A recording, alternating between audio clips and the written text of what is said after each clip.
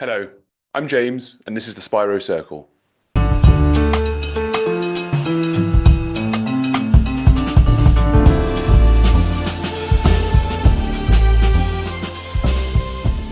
This week, I wanted to do something a bit different. Those who follow this channel know that I sometimes talk about Israel and I sometimes talk about the United States, but I very rarely talk about my hometown, the UK. I was born and raised in England, and I studied broadcast journalism as my first degree for my bachelor's. I wanted to dive a bit deeper into the UK broadcast media, that's TV and radio, and how it portrays certain issues. Specifically, I wanted to look at climate change and how the media presents its messaging versus how the public sentiment reacts to it. A few weeks ago, I became aware of a study that did a 6-month analysis on how the UK broadcast media recorded climate change. It analysed coverage of the California wildfires, the Spanish floods, and the US withdrawal from the Paris Agreement. I was quite amazed at the use of alarmist language. The report said that 55% of all UK media coverage regarding climate change is alarmist and uses extreme expressions that evoke catastrophe among its readers or watchers. I find this deeply, deeply irresponsible, especially in a world where no one is trusting the media as much as they did 20 or 30 years ago. You can blame it on accusations of fake news, but at the end of the day, what point do the institutions start digging their own graves? This week I spoke to B Broadcast and its founder, Josh Wheeler. Josh is the founder of a PR agency firm that helps place brands in the TV and radio space in the UK. They were also the ones that headed the study and gave us the information. We discussed the UK media language, we discussed the public reaction to that language, and we discuss how brands or companies or publications can do a better job at conveying messages without sounding too alarmist. I hope you enjoy. Josh, thank you so much for taking the time to meet and chat about the report. Thank you so much for having us on and for talking about this. It's a really important issue. It's something that I think we all think we know the ins and outs of this subject, and actually, it's I am in no means a climate activist in any sense. It's something that is on the periphery of the things that I care about. But actually, looking at this, I think it's something that we in the PR industry need to be taken much more seriously. No, of course, I definitely want to get deeper into some of the insights that you found there. I want to start by basically giving a brief, by you offering a brief overview as to how this came about. Why did you feel that a report needed to be designed in the media's portrayal of climate? So for us as an agency, we specialize in broadcast, so TV and radio. So we will keep tabs on how specific subjects, areas, issues, challenges are being discussed, mainly so that we can then talk to our clients and advise them about how to navigate various different issues or to step into it in a way that is meaningful and useful for people listening at home. And what we did was we took basically 6 month period, and it was quite a torrid 6 months when it came to climate change. There were lots of different political things happening. We had major events happening in both Spain and LA, and ultimately we were trying to underpin how does broadcast take this issue and take this subject. It's something that we all have various different challenges when it comes to things like what goes into what bin, and the role that we're personally taking, but actually on the world stage, how serious is this as a subject, and ultimately I think it needs some work. It is the big factor that's come out of this report. Yeah, some of the things you were highlighting is that the language that the UK broadcasting outlets use is very alarmist. So it uses things like phrases like ticking time bomb, and I think the number is 55% of the coverage that you found was using that kind of language. What do you think that hurts the public or hurts the broadcasters, or is it a necessary tool to get people engaged? Talk me through why you think they're using language like that. Yeah, I think it's a real double-edged sword. The reality is that in the world of news, alarmist language in its basic form, it works. It catches your attention. It pulls you in. But the reality is if you only use one tone to tell a story, it really does. It starts to wear thin. It loses its meaning, its impact. And I think in particular with climate change, people actually start to feel a bit helpless, a little bit numb is not the right word, but it's in that realm. You know, it's not that we. I don't think it's that we don't care. It's just that it's almost like it's so distant and disconnected from us personally. I think an example I would give is on a very very personal level. At the beginning of COVID, when we were watching COVID, it kind of spread across Europe. We saw it heavily in Italy, and at the beginning stages, I think a lot of us felt like, oh, it's not coming here. It's not coming here. And I actually went on holiday to Italy. I went to Pompeii, and if I think back to that action, I would not have gone on holiday to Italy when actually things were pretty bad. But the reality is, in my mind and in the way that things were being presented, it's distant.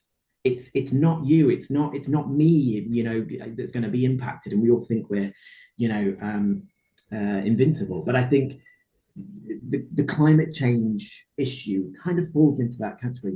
Big scary headlines, ticking time bomb is something that's used loads. But there's no real clear link about how it affects me, how it affects here, right now.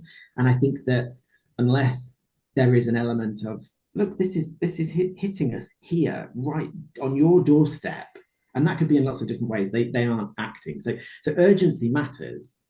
Those words do matter, but they have to be paired with a purpose. Otherwise, it just becomes more noise in what is already a very noisy area.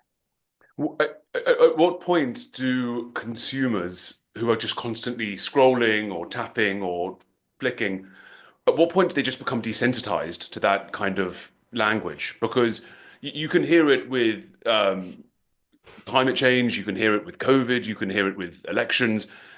At what point does the public just say, you know what, this actually, not only can I personally not do anything, but actually it's just, I'm numb to it.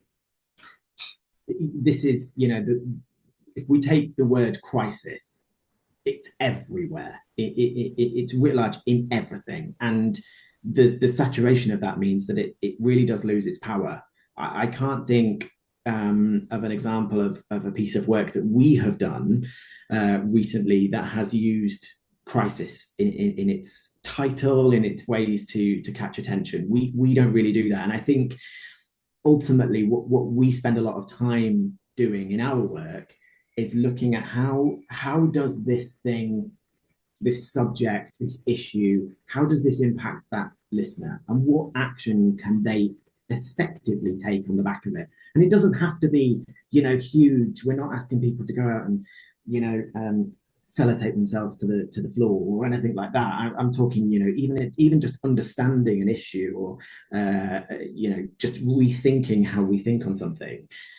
I think that is what is lacking. The bit that connects us to it, and I think there is an element of fear, of misunderstanding, and as I say, that bit that disconnects us from what is happening, I think it has made people move away from it. We hear, you know, time and time again about people stepping away from news because it's overwhelming.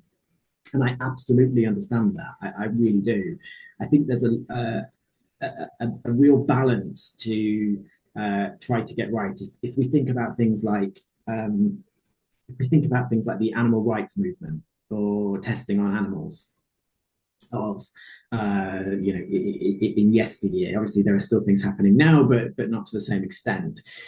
You had direct action happening, but you also had, and yes, they were, you know, of their time, but you also had celebrities, you know, dressed in kind of endangered cat outfits. And the point I'm getting at is that there was light and shade, you know, in the thing, and it allowed people, I think, more to engage with a subject and get behind it in a way that I think climate change has been lacking to this point. We've seen Just Stop Oil talk about moving away from direct action, and actually, one could argue that the direct action has played a big role in getting it into our mindsets. But ultimately, it's what else? What's that bit that's going to bring you and I into the story and make us go, actually, I do care about this, and I do think we should do something over and above what I'm currently doing, and that I think is the factor.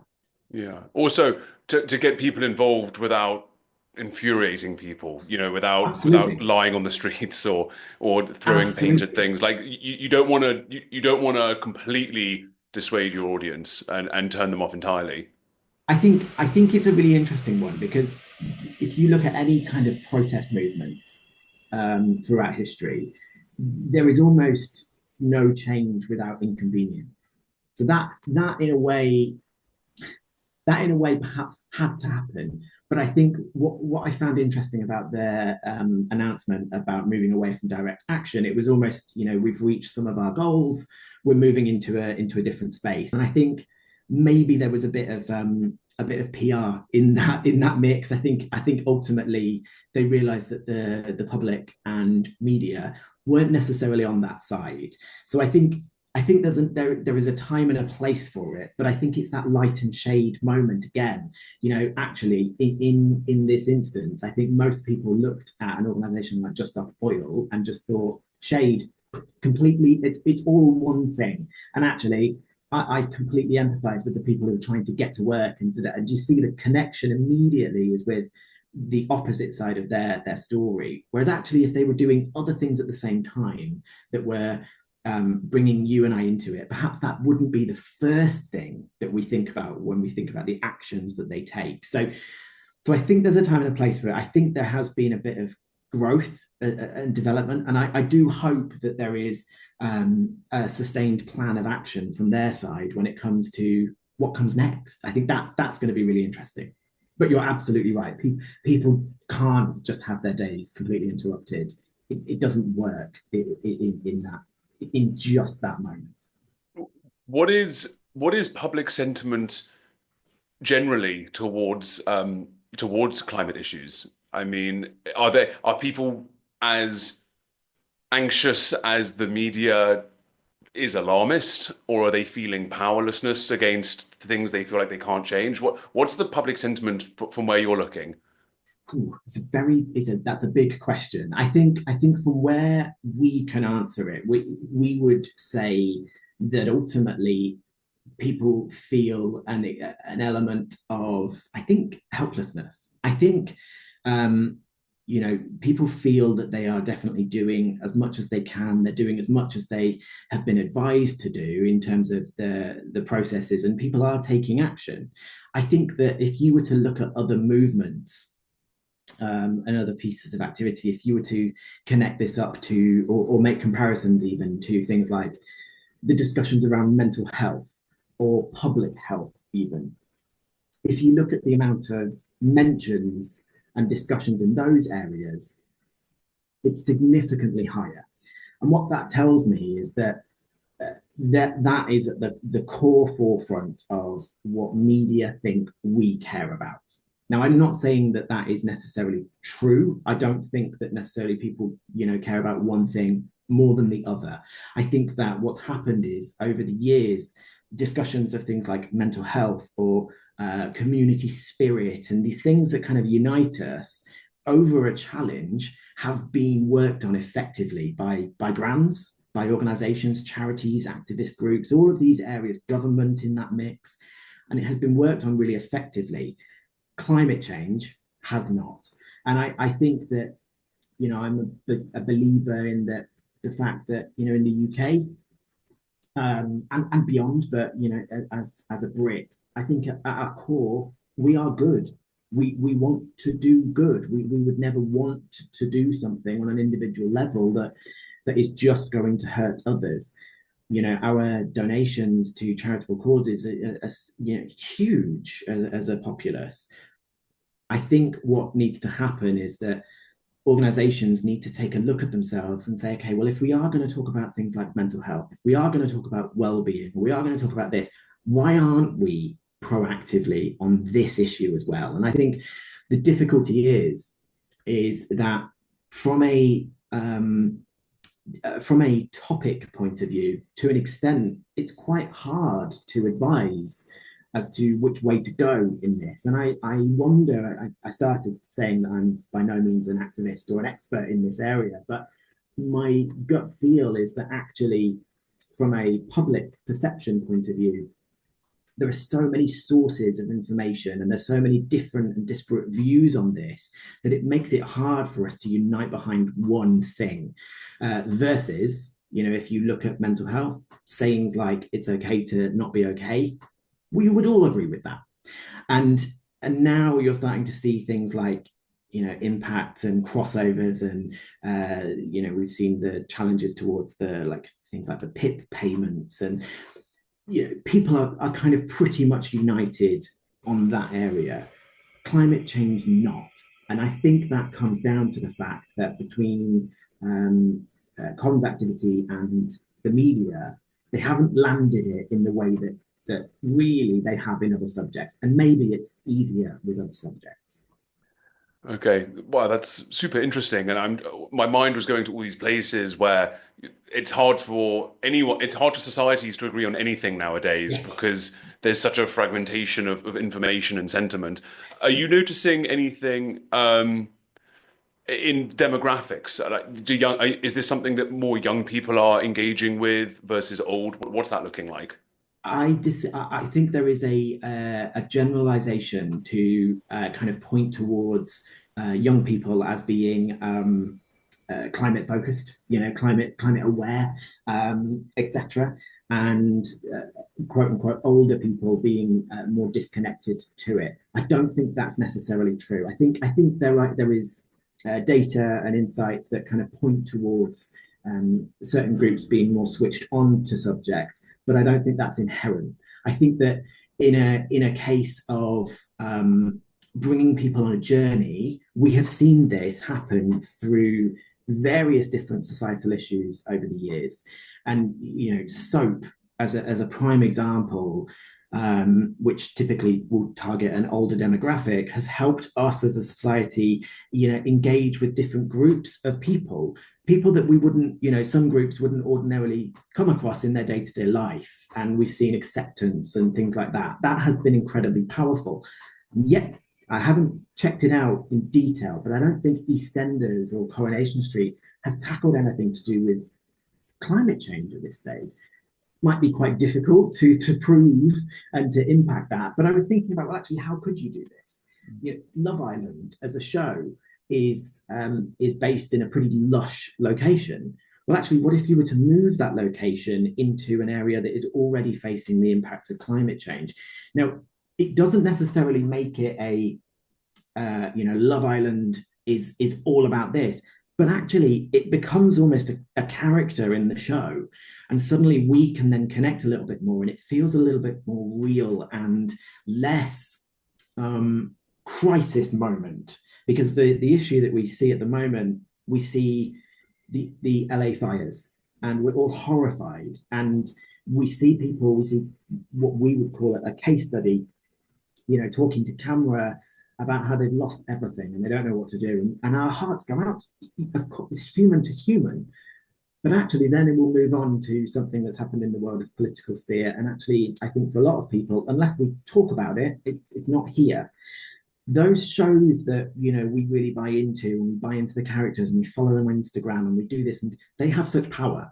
And actually, perhaps we need to move the realm of climate change out of news and into the other parts of our lives that make us sit up and pay attention. I think we've seen things in the past where the sponsors of Love Island have done things where it's about they've used, I think, reusable clothes, and so we pre-loved clothes, so effectively secondhand, in a way of trying to tackle this. And those little things, they're just very effective. But I think we need to have more thought into that area. And if we're all thinking in that space, then it means we're we're kind of tackling it in the right way, as opposed to just ticking time bomb. Yeah. I do want to touch on something I want to elaborate on something that you've just touched on about these conversations entering different areas. So, according to the report that we've been mentioning, climate climate was, sorry, I'm looking here on my eyes. Climate was mentioned 45,000 times over Yeah. 6 months, but 29,000 times on the Oscars, like in the Yes. evening of the Oscars, if I have those numbers right. So, what does that say about who's having these conversations, whether it's kind of UK broadcast news versus Hollywood over in California versus audience appetite for it? Where do people just not want to know about it until they're told? And then what's the It's repercussion of that? it's it's I think that that's $1 million question in a sense. I think that really stuck with me because what we were really trying to explore to begin with, I think we were surprised at how little climate change was being discussed. We, we were looking at it and almost assuming it makes an ass out of you and me, but almost assuming that climate change was having general peaks and moments, outside of just these chaotic, horrendous instances like the floods, like the fires, or like the US withdrawing from treaties and political influences. But the reality is it just drops off, completely drops off. And the Oscars, I think, is a really interesting example of the reality is the Oscars is a one night event. And I'm not taking anything away from the Oscars. There will almost certainly be a bit of buzz around a certain film, all the Oscar, but ultimately it's a one night event. I would argue that many people probably can't remember who won what, a couple of months on from the Oscars. And so it's a perfect example of that getting half of the mentions that climate change, something that is impacting a big proportion of the globe and will impact more of us in the years to come, that sole one night event gets half the amount of mentions in that 6 month period. To me, that feels kind of scary. And yes, the Oscars are about fun. It's visual. It sparks conversation. People want to talk about the outfits, and there's nothing wrong with that. But I think it means that we really have to be looking at why. Why isn't this happening? As I say, we also explored mental health. We looked at public health, finance. Those things get constant attention, as they should. They absolutely should. But it raises the question around climate. Is it now that it's too political? It's a bit too abstract. It's so much harder for us to connect into it. If I'm a producer, am I struggling to think about how my local audience, say in Wiltshire, are actually going to connect with this story? And that's hard. Or is it that the public hasn't fully bought into it? And I don't believe that is the case. I think that it's more a case of there is a genuine struggle outside of these horror moments. There is a genuine struggle to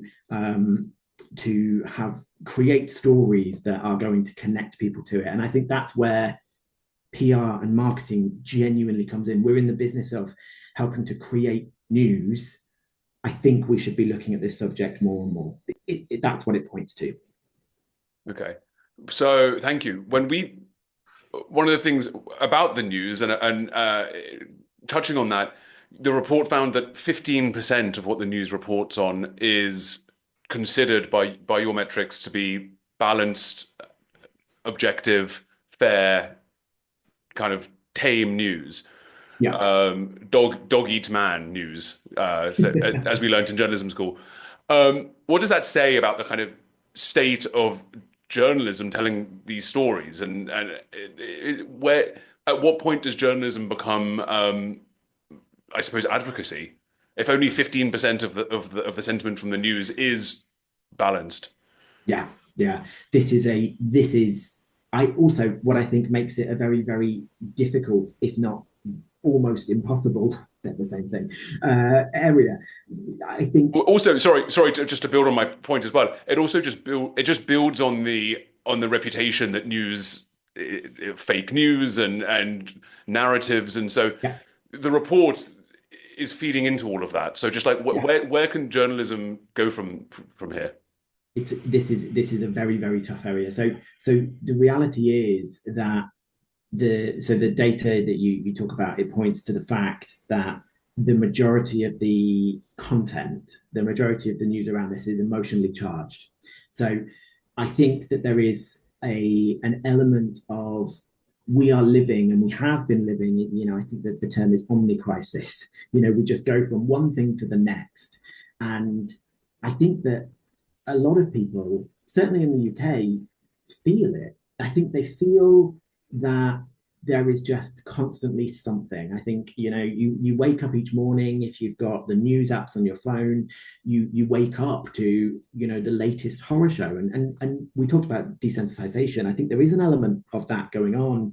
But we're constantly living in a crisis mode. Cost of living crisis, war, politics. It's just one thing after another. And more and more you hear that people are trying to avoid the news, which I find, as somebody that's passionate about news, I find that terrifying, and I worry about the circumstances and the things that come out of that. But I think the challenge for journalism and for media in this is that, really, the thing that we've kind of stuck to over the years is this idea of two sides of a debate, in a sense. And that has almost splintered. So we really do need those two sides of a debate. I think that's important. You can't just have one voice shouting one thing. And one of those arguments will be around science, right? Science is supposed to give us credibility. It's supposed to give us the fact.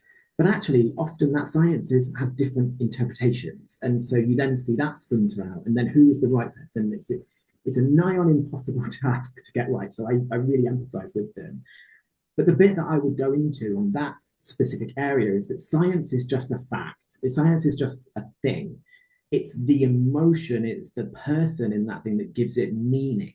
And I think that's what's often missed in this. So we see the chaos, right? We hear from somebody who's lost everything, who's lost their family. You can picture it now.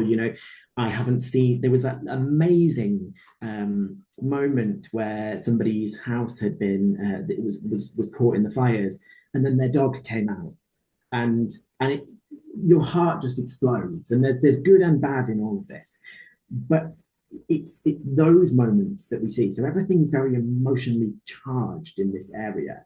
And you're right about the advocacy thing, because it makes it difficult to, how do you come off the back of that clip and stay neutral and stay balanced? That's tough.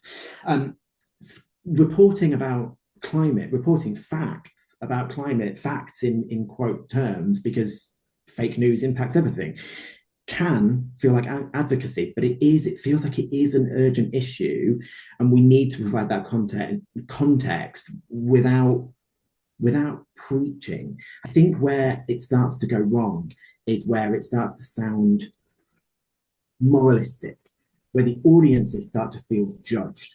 We need you to do X, Y, and Z. Well, I'm already doing enough. I'm already doing my bit. And, we talk about, I've seen more and more the argument from kind of general populace. Well, what can I do if nations are not doing X, Y, and Z? So suddenly it becomes about me versus, as opposed to me as part of. And in a sense, I'm not saying this happens, but maybe people feel that there's an element of almost being guilt tripped into something. And it's a very, very tricky area.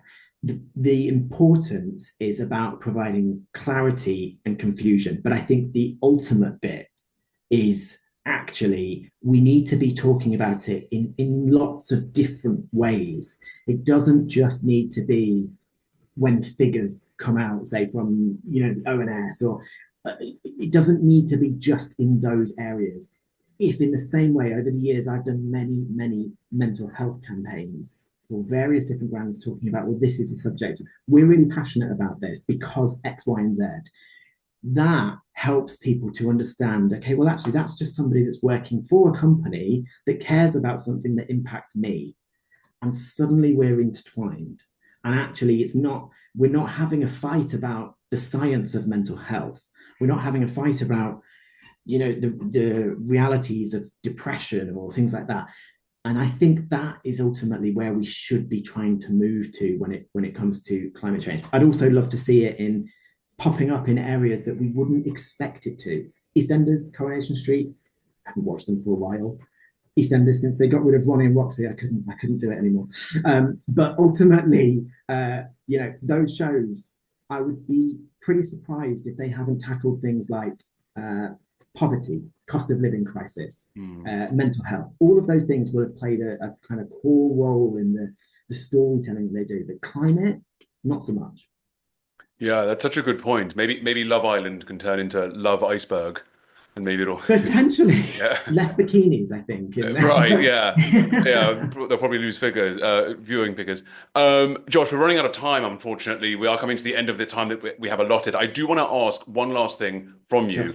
From a PR point of view, from a storytelling narrative point of view, what does a successful, sustained conversation around climate look like in your eyes? If people aren't, maybe if the appetite isn't there for the audience, maybe if the media is sensationalizing or using alarmist language, what does it look like in your eyes? How can it be best achieved? Yeah, I mean, sustained comms for any topic, any brand, organization is tough. It takes a real commitment, right? This has to be about consistency over catastrophe. So moving away from that kind of just reacting to those moments, I think we have to integrate it into wider conversations. I think what we really have to look at is trying to move away from these big spikes, these big moments, and work it into ongoing relevance. How is it impacting you and me? And I think these are the things that we should be really thinking about as brands. It's making sure it isn't just boxed off into a specific area. It genuinely is threaded into conversations about our jobs, our energy, our lifestyle. If you think about how AI is, pervading everything at the moment, we're all talking about that. It's working for that reason. I think one place that does it really, really, really well is BBC Radio 4. They're not shouting about stuff, but they're showing us, on all of these subjects. They're incredibly powerful at helping us to break down difficult areas and show us how it's going to impact or things that we can do. I think we have to move away from that strong, punchy, direct action just in its own, iteration. I think we have to make sure that the action itself doesn't become the story. If we can get that light and shade right, if we can start to learn from things that have happened in the past, the animal rights movement is a really good example of getting that right. But ultimately, I think it has to come from this side.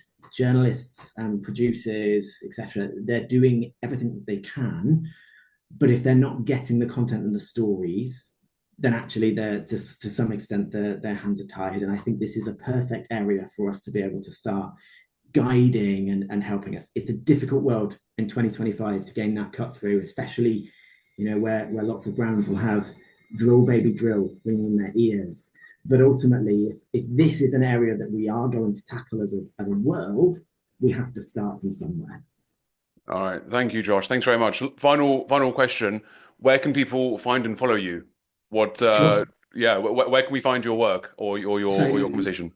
You can find us all. We're on bbroadcast.co.uk, and then we're bbroadcast PR on Instagram, where we share lots of insights like this. We've delved into things like the first 100 days of Donald Trump's presidency and looking at trying to underpin his playbook when it comes to media and what they do. And if you're interested in looking back over politics last year during the general election, we did a monthly review of who was going to win the election. We got it right from the get-go. We, based on our judgment of media, we got it right. But I'm not sure that's necessarily a massive surprise. But Was that in the UK or US? In the UK, Oh, okay. We just looked at UK. Right. We analysed the UK ones, and I thought I can't do that again. Not for the US. Yeah, I think so. All right, Josh, listen, that's all the time we have. Thank you so, so much for taking the time. I'll make sure to include all of your handles and the study so viewers and listeners can get their eyes on it themselves. Great. Thanks so much. Thank you very much.